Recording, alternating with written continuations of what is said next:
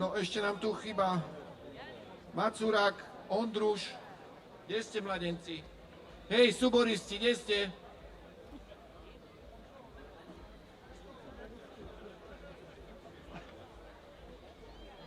Vládko, Macurák, kde si?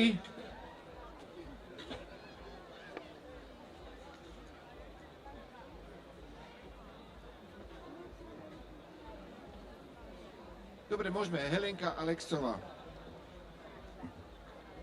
Pani Helena Alexová sa narodila 2. apríla 1936. Už ako 15-ročná začala pracovať na miestnom národnom výbore vo Vernári ako administratívna pracovníčka. Dlhé roky pracovala ako vedúca predajne ovocie a zelenina v obci. Bola tajomníčkou na miestnom výbore a pôsobila aj v ochotníckom divadle.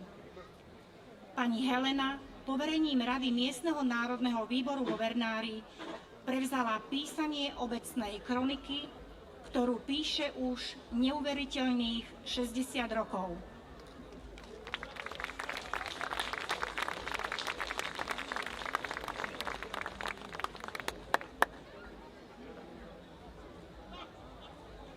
Pani Božka Šifrová, osvetárka, tanečníčka, suboristka.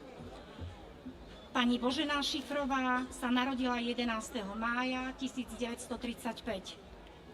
Dlhé roky pôsobila ako úradníčka na rôznych miestnych úradoch v okolitých obciach.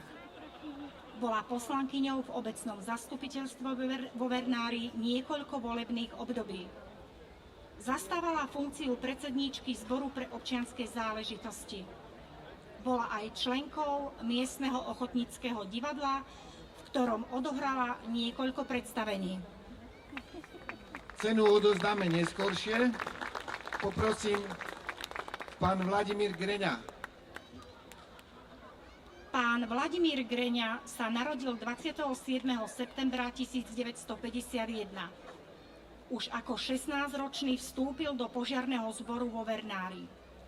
Stal sa jeho hospodárom a neskôr bol zvolený za jeho veliteľa. Túto funkciu vykonával 35 rokov nepretržite. Dodnes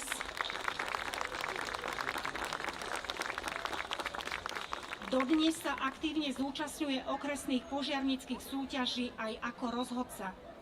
Je držiteľom medaile Čestný hasič Slovenskej republiky a Rádu svätého Floriána.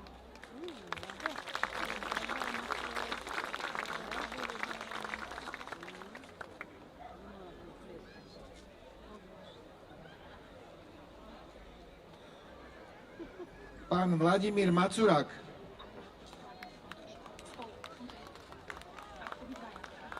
Takže obidvoch mám vyhlásiť. Dobre, takže pán Vladimír Macurák a Vladimír Ondruš. Pán Vladimír Macurák sa narodil 25. januára 1959. Ako jediný v histórii obce bol vo funkcii starostu 4 volebné obdobia za sebou až do roku 2010.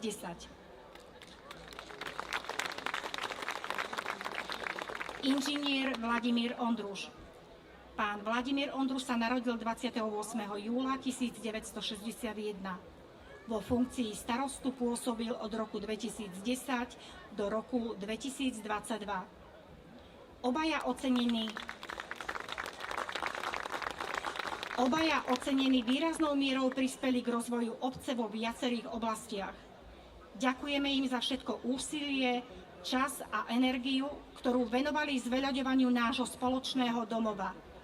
Vďaka ich práci je naša obec krajším a lepším miestom pre život.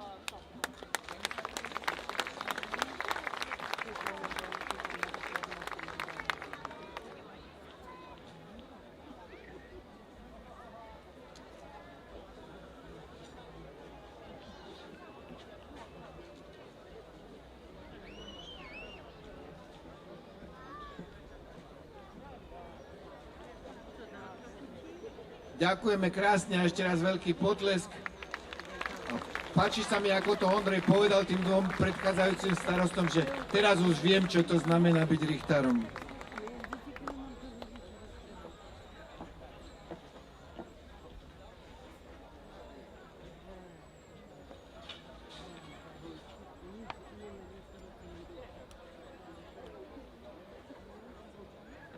ak dovolíte, ešte máme tu jednu osobu, ktorú by som chcel oceniť a chcem, aby sa vrátila na publikum, a to je Janka Ondrušová.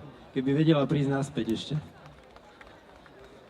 Janka Ondrušová, môžeš prísť naspäť?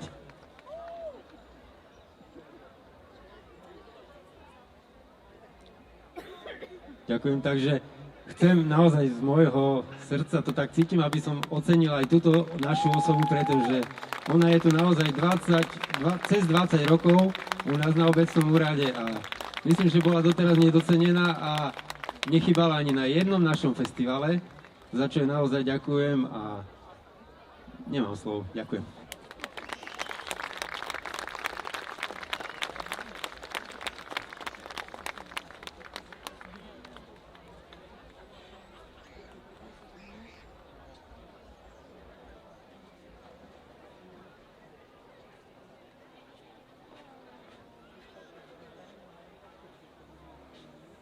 Tak, sme videli aj pekné slzičky. Ešte raz všetkým ďakujem krásne. Pán starosta, ďakujeme za ocenených. Jano, hýbaj hore aj s partiou. Poď mi predstaviť ten tvoj manšaft, čo tam máte, kým vás Zuzka, poď ich nazvúčiť, lebo to oni majú aj truby, aj trumpety, aj basy a neviem čo ešte. Poď ďalej. Poď. Čo to si prišikoval? Ta sa tak pridružili ku mne, tak neznám ani jak. Toto zvenára, neznám čo tu chce. No a toto môj syn. A som musel už brať zo sebou. Čo? Musel ho doma. Ale prečo si mu dal tú trubu, mi vysvetli? Tak čo ja viem? Chodíš hrať, niekde sa učíš, alebo sám sa učíš? No, na saxofón sám, ale na klarinét chodím na Zuzku. Sám na saxofón? A na klarinéte ťa učí učiteľka, hej? Na klarinete ťa učí učiteľka. Áno. No dobre, tak som zvedal. Skús vduchnúť do toho, jaký to má zvuk. Jak na pohrebe, rezkejšiu neznáš? Za chvíľu, dobre. No, Hercule Poirot. Dobre, tešíme sa.